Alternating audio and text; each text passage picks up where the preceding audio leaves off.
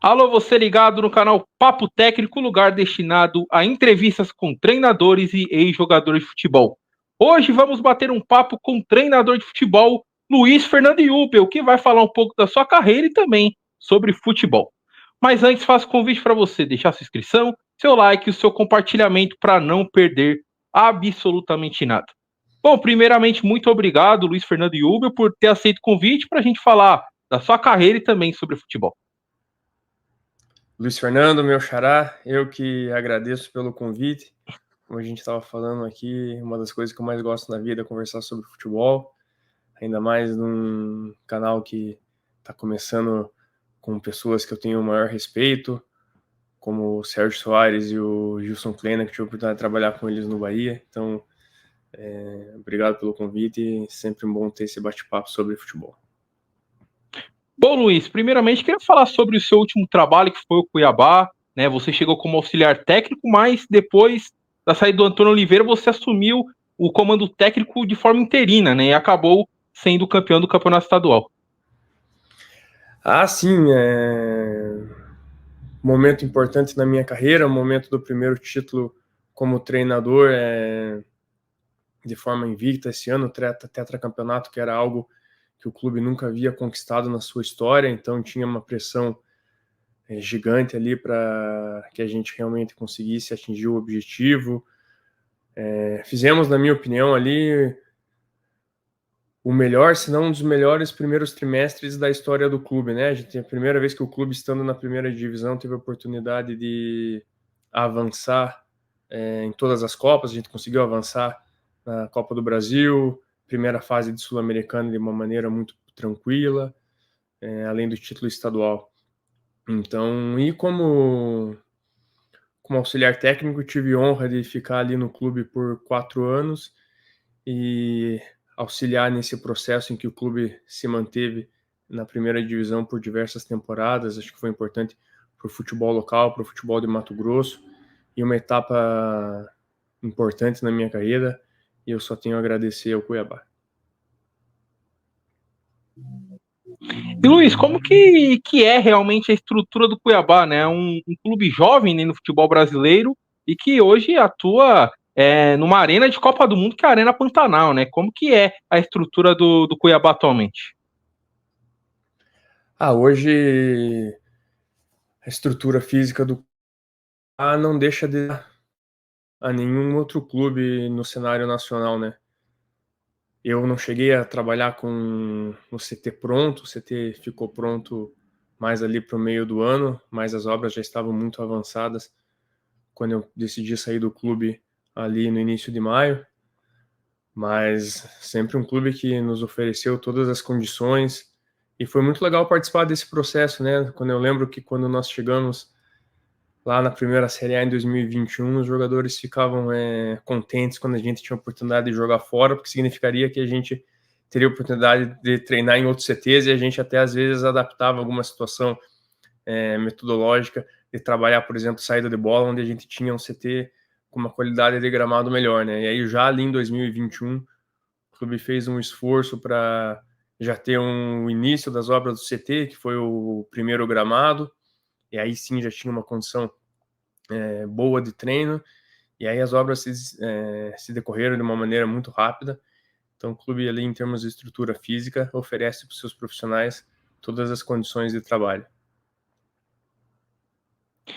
E Luiz, nesse seu período de Cuiabá, né, principalmente nos últimos anos, tanto como auxiliar e também como treinador interino, você comandou o Daverson, né, que hoje é um dos principais destaques do Atlético Mineiro, finalista da Copa Libertadores da América. Como que foi esse convívio com o Daverson e como que você enxerga ele sendo fundamental no Atlético Mineiro finalista da Copa Libertadores? Acho que nós estamos gravando aqui essa conversa logo depois da final do primeiro jogo da Copa do Brasil entre Flamengo e Atlético Mineiro, né? Acho que o jogo ali ficou claro como um papel de pivô do Davidson é fundamental na construção da equipe, né? Eu tenho amigos no Atlético Mineiro que entraram em contato comigo ali para pedir referências sobre o Davidson, o estilo de jogo, a pessoa que ele é. E obviamente as referências foram positivas, porque ele é um jogador que traz alegria para o vestiário, deixa um ambiente leve em um local de muita pressão por resultados, como é o futebol. É importante que tenham pessoas que deixem um ambiente leve para que as pessoas possam performar da melhor maneira. E ele é um jogador que domina a posição, né? Ele é um jogador num 9, que é muito difícil você ter um 9 que é muito forte em jogo aéreo e que ao mesmo tempo consegue fazer facão, atacar a profundidade, ter altura e te ajudar no jogo defensivo. Então eu até cheguei a falar em determinado momento, quando a gente faz o jogo da Copa do Brasil, para o jogo da primeira fase contra o Real Noroeste, que foi sobre uma chuva torrencial, a gente não tinha condição nenhuma de jogar naquele gramado.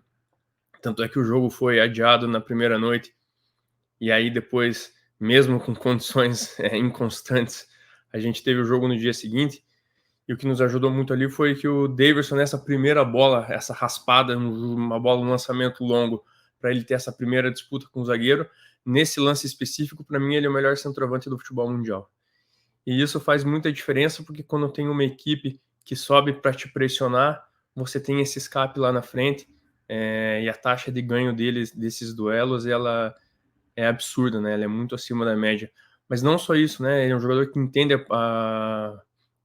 Tem outros jogadores que são capacitados nesse tipo de movimento, mas ele consegue flutuar para fazer uma tabela, ele consegue ter movimentos de desmarque, como os gols contra o Fluminense, isso aí fica muito claro. Ele consegue ganhar 1 ou 2 metros ali do zagueiro no momento decisivo para atacar. E em termos pessoais, é um cara muito alegre, que eu tive uma relação muito grande, eu gostaria de agradecer a ele aqui publicamente. Um jogador que sempre me agradeceu, porque eu sempre vi o Daverson com capacidade de ser líder. Ele falou para mim: Luiz, obrigado por você acreditar em mim como um líder nesse elenco do Cuiabá, fez gols decisivos para nós em Sul-Americana, em Copa do Brasil, assistência para o gol do título estadual, que foi um momento importante para a gente, e eu estou na torcida para ele aí, para que tudo corra bem para ele nesse final de temporada. E Luiz, hoje você não treina mais o Cuiabá, né? Não faz mais parte da comissão do Cuiabá. E como que você enxerga esse atual momento do clube, né? Numa posição complicada no Campeonato Brasileiro, brigando pelo rebaixamento nessa edição de 2024 do Brasileirão? A gente tem um carinho muito grande pelo clube, pela cidade de Cuiabá, pelos torcedores que sempre acolheram muito bem a minha esposa lá. A gente teve 4 anos muito bons lá e muitos amigos. Então a gente fica, obviamente, na torcida para que o clube consiga, né, a permanência, como a gente teve a alegria de conseguir em 2021, 22 e 23. A gente sabe que a situação não é fácil, mas ela ainda ela é possível. E hoje eu vejo o Cuiabá como um clube, como a gente conversava sobre a estrutura, um clube de primeiro nível no futebol brasileiro em termos de estrutura. Bom, Luiz, agora falando um pouco sobre você, sobre a sua carreira, você é um profissional que fez muitos cursos, né? CBF, Conmebol, da UEFA, e hoje uma das críticas aos treinadores brasileiros, né, é essa falta de oportunidade no futebol europeu. Como que você enxerga esse curso da UEFA para o treinador brasileiro visando uma oportunidade no futebol europeu? Eu desde criança sempre joguei bola com os meus amigos, mas eu desde moleque sempre quis ser treinador, né? E meu pai sempre me incentivou a procurar me qualificar da melhor maneira para isso. Então, hoje eu converso com você aqui dos Estados Unidos, eu estou aqui porque eu estou aqui na casa da minha esposa. A gente tomou a decisão, depois de sair do Cuiabá, a gente já tinha conversado que a gente ficaria aqui por um tempo, porque ela já está comigo no Brasil há 12 anos, e a vida de esposa de atletas e treinadores, ela não é fácil, porque é uma vida de constante mudança. Então a gente precisava passar por esse período aqui. e minha esposa também foi outra pessoa que sempre me deu muito suporte para minha carreira.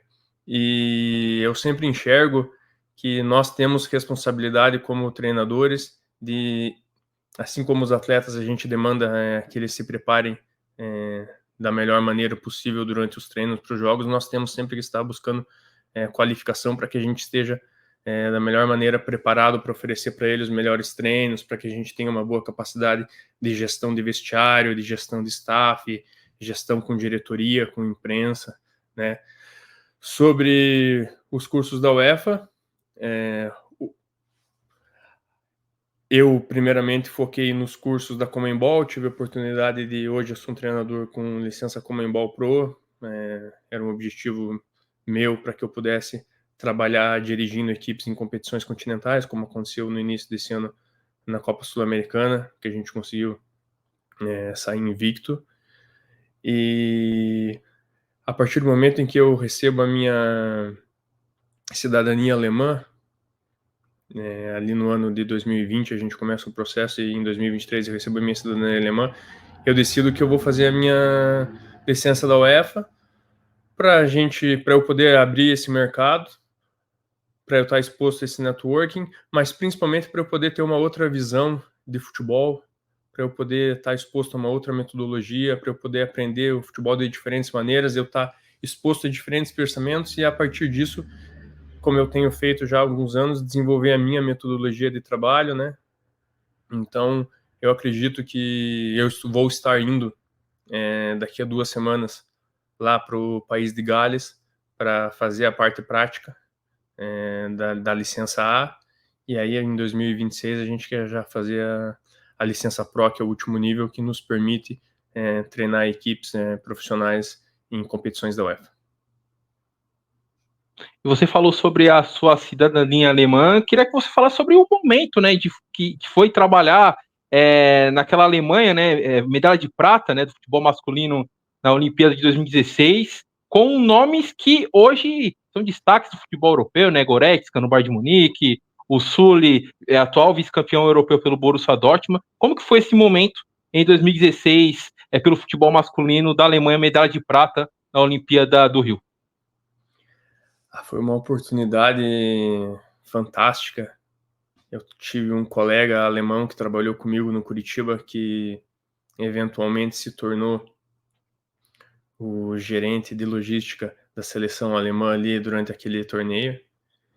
E ele me convidou para estagiar com a equipe durante toda a equipe de preparação e ajudar eles ali nos jogos nas Olimpíadas de 2016. E eu tive a oportunidade, como você falou, de observar o grau de comprometimento e qualidade desses atletas em todas as sessões de treino. E para mim, o meu principal aprendizado ali foi que eu tive a oportunidade de interagir bastante com o Hansi Flick, que hoje é o treinador do Barcelona, que está fazendo um excelente início de trabalho na equipe catalã, mas que também foi campeão da Tríplice Coroa pelo Bayern de Munique. Ele, na época, vinha de ser campeão mundial como auxiliar técnico em 2014 com a Alemanha, e ele era o atual coordenador técnico de todas as seleções da Alemanha, olímpica, de base e seleção principal. Então ele veio ao Brasil, ele era uma das poucas pessoas ali na delegação que falava inglês. Eu, na época, ainda não tinha conhecimento de alemão que eu tenho hoje, então precisava conversar em inglês com as pessoas. E então a gente teve, eu lembro uma vez que nós tivemos a oportunidade de fazer um jantar de interação entre a comissão técnica do Bahia, a diretoria do Bahia, que era o clube que eu trabalhava na época, e o pessoal da seleção alemã. E ele era um apaixonado por futebol, pegava garfo, faca, saleiro, ficava mexendo como se fosse o quadro tático, explicando as movimentações, e eu fiquei a noite inteira perguntando para ele principalmente sobre as estratégias que eles utilizaram em 2014 ali para buscar o título mundial. Mas é um cara que tem um conhecimento de jogo fantástico e que é uma das minhas inspirações como treinador, sem dúvida nenhuma. E Luiz, você foi por muito tempo, né, auxiliar do Jorginho, né, em diversos clubes diferentes, no Vasco, Ponte Preta, Coritiba, no próprio Cuiabá também. Como que foi, né, essa relação com o Jorginho e o quanto ele foi importante nessa sua carreira visando, né, ser treinador de futebol? O Jorge é um amigo pessoal, um grande amigo e a minha principal referência como treinador por todo o período em que nós trabalhamos juntos. Sem dúvida nenhuma, também tenho que aqui publicamente fazer agradecimento ao Marquinhos Santos, que é quem me deu a minha primeira oportunidade lá no Curitiba em 2012, o Charles Fabian, que me deu a minha primeira oportunidade de ser auxiliar de direto de campo com ele ali no Bahia em 2015, mas o Jorginho, a gente tem a oportunidade de se conhecer ali no Bahia em 2017, quando eu era o auxiliar da casa durante a passagem dele. E aí ele me convida para seguir trabalhando com ele ali em Ceará, Vasco, Ponte Preta, Coritiba, onde a gente atinge o acesso em 2019, que é um orgulho muito grande na minha carreira. E depois o Jorge toma a decisão de virar comentarista do SBT, para quem lembra, aquela Libertadores que o Palmeiras venceu contra o Santos, o gol do Breno Lopes no finalzinho. O Jorginho trabalhou como comentarista no SBT, então foi um momento ali em que a gente se separa por uma decisão do Jorge de mudar de carreira, e aí depois ele acaba voltando, me convida para seguir com ele para o Atlético Goianiense, mas aí eu já tinha firmado um compromisso com o Cuiabá e a minha esposa também tinha o desejo de ficar em um local parado, como a gente teve a oportunidade de ficar 5 anos no Bahia e a gente ficou rodando bastante de cidade em cidade no período que eu tive a oportunidade de trabalhar com ele. Então, por esse motivo, a gente não seguiu trabalhando junto, mas a amizade continua até hoje, sempre trocando mensagens, conversando com ele. E eu aprendi muito com o Jorginho, não só em termos táticos, de preparação de equipe, mas principalmente sobre a mentalidade vencedora, as histórias da Copa de 90, da Copa de 94, as suas experiências com Beckenbauer e Matheus na seleção da Alemanha. Ele teve a oportunidade de me ajudar a ter estágios no Bayer Leverkusen, no PSG. Tive a oportunidade de visitar em 2018 por intermédio dele. O Jorginho é um cara que consegue implementar uma mentalidade vencedora e criar uma unidade no vestiário, que é o elemento mais importante para uma equipe de futebol profissional e é um modelo para um dos grandes treinadores do futebol brasileiro. Bom, Luiz, como que você se enxerga daqui a alguns anos? Ainda tendo oportunidades como auxiliar técnico ou já buscar uma oportunidade em ser contratado como treinador profissional mesmo? Hoje eu estou aberto a um projeto que faça sentido para minha sequência de carreira e eu não tenho uma vaidade de estabelecer que eu tenho que seguir daqui para frente como treinador. Eu me sinto pronto para isso e a minha fase no Cuiabá foram fazendo os cálculos de todas as minhas passagens ali no Cuiabá à frente da equipe, foram mais de 40 jogos e 8 meses à frente de uma equipe de Série A, né? Então isso te traz uma bagagem e uma experiência relevante, além dos títulos conquistados. Mas como auxiliar técnico são mais de 460 jogos na carreira, 11 anos de experiência, e eu estava aqui assistindo as Olimpíadas de 2024, e aí você tem a seleção de basquete dos Estados Unidos, que você tem o Steve Kerr como treinador do Golden State Warriors, mas você tem um treinador super campeão como o Erik Spoelstra, que está lá, ao invés de ficar aproveitando as férias com a família, está lá como auxiliar técnico. Então, se o Erik Spoelstra pode ser auxiliar técnico, eu também posso. Então, hoje é um projeto que faça sentido para mim, em termos de sequência de carreira, para minha esposa, a qualidade de vida que a gente vai ter morando no lugar, são todos detalhes importantes no momento de tomar uma decisão, mas eu não tenho essa vaidade. O que a gente deseja mesmo é sabedor que quando eu escolhi essa carreira, eu sabia que esses momentos entre trabalhos eles acontecem, né? Isso aí é inerente à nossa profissão, era um momento, como eu já comentei aqui anteriormente, que eu precisava viver também com a minha esposa para que ela pudesse ficar aqui um pouco no seu país. Um momento que a gente também tinha decidido que era um momento importante para mim fazer esse curso da UEFA, que é um curso muito exigente, que demanda tempo, que demanda esforço.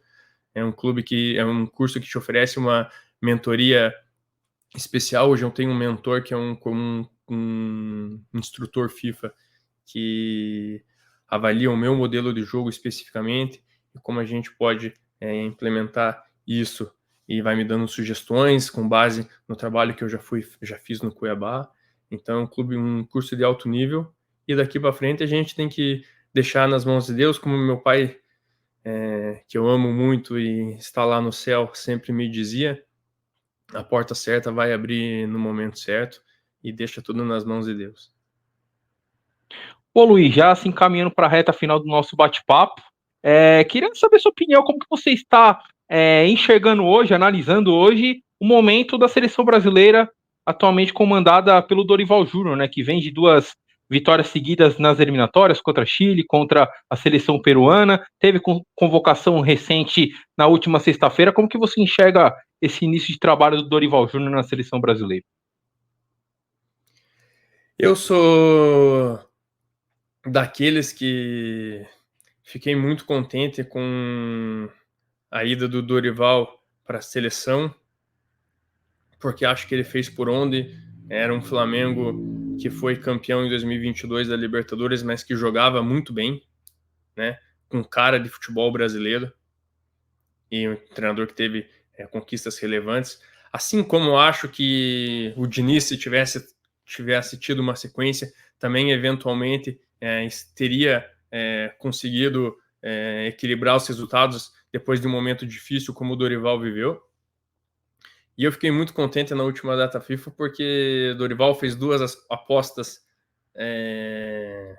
ousadas, que mostra que é um treinador né, com suas convicções, e que foram 2 apostas que eu tive a oportunidade de trabalhar. O Abner junto com o Jorginho lá na Ponte Preta, a gente lança ele na equipe profissional no momento que ele ainda tinha 18 anos de idade, mas a gente já conseguia ver ali que a qualidade técnica dele era absurda. Em determinado momento o Jorginho fala: Luiz, não tem como, a gente vai ter que colocar ele.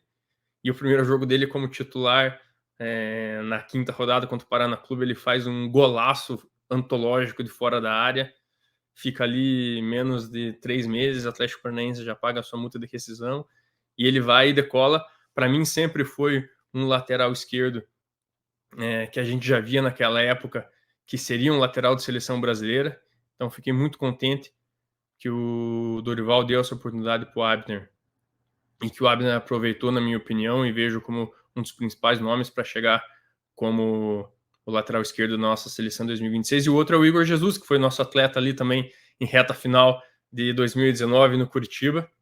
Atleta com uma capacidade de ataque e espaço fantástica, jogador lá de Cuiabá ainda, que tem um carinho grande pela cidade, que melhorou muito ao longo dos anos, principalmente em termos de desmarque, capacidade de finalização, entendimento da posição. Ele teve uma evolução muito grande e foi uma excelente aposta do Dorival.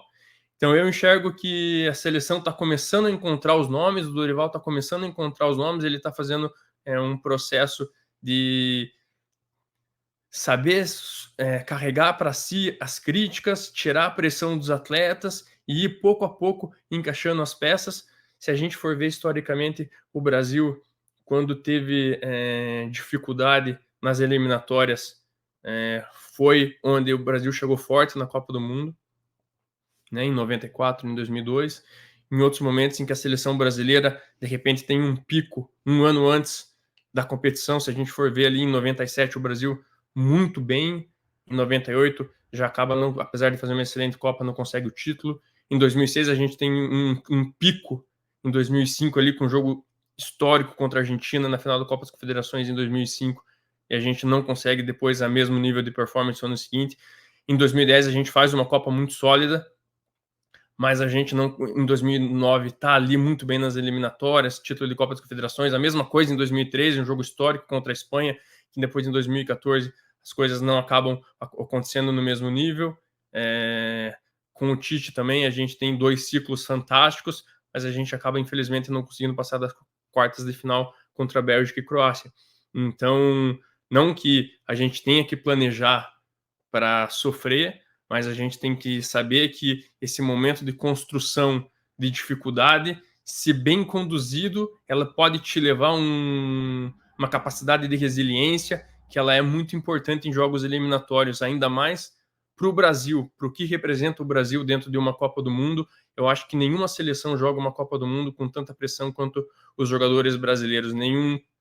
E isso tem o lado positivo, mas tem o lado negativo. Então eu vejo que o Dorival está num caminho interessante e consistente de colocar tijolinho após tijolinho, com muita calma e com muito trabalho, para que a gente consiga, no momento certo, ter o pico de performance e buscar ser campeão mundial. Aí a gente deseja toda a sorte do mundo para ele e para a comissão técnica dele. Lá tem o Cícero Souza, que é o gerente da seleção brasileira, que foi a pessoa que me contratou para o Bahia em 2014, que a gente tem um carinho muito grande, e a gente está na torcida, obviamente, para que o Brasil tenha a 6ª estrela em 2026. Bom, Luiz, mais uma vez agradeço por você ter aceito o convite direto dos Estados Unidos para a gente falar um pouco sobre a sua carreira, sobre futebol, sobre os cursos que você está fazendo, Conmebol, a licença da UEFA. Muito obrigado e desejo muito sucesso para você e que logo, logo a gente possa ver você treinando alguma equipe, tanto do Brasil e também do futebol mundial. Obrigado pelo convite, Luiz. Xará, sempre bom conversar sobre futebol. E a gente vai estar acompanhando o seu canal aí. A gente já convida quem está assistindo para se inscrever no canal aí, para acompanhar o conteúdo de alta qualidade. Eu acho que, assim como nós treinadores temos a responsabilidade de estar sempre se capacitando, a imprensa também tem a responsabilidade de desenvolver material de alto nível, porque é a imprensa que leva a informação que acontece dentro dos clubes para todos os torcedores. Então é um mecanismo fundamental dentro do futebol, né? Então, obrigado pelo convite e um grande abraço. Muito obrigado mais uma vez e com isso a gente encerra mais um bate-papo no Papo Técnico, dessa vez com o de futebol Luiz Fernando Iúbel.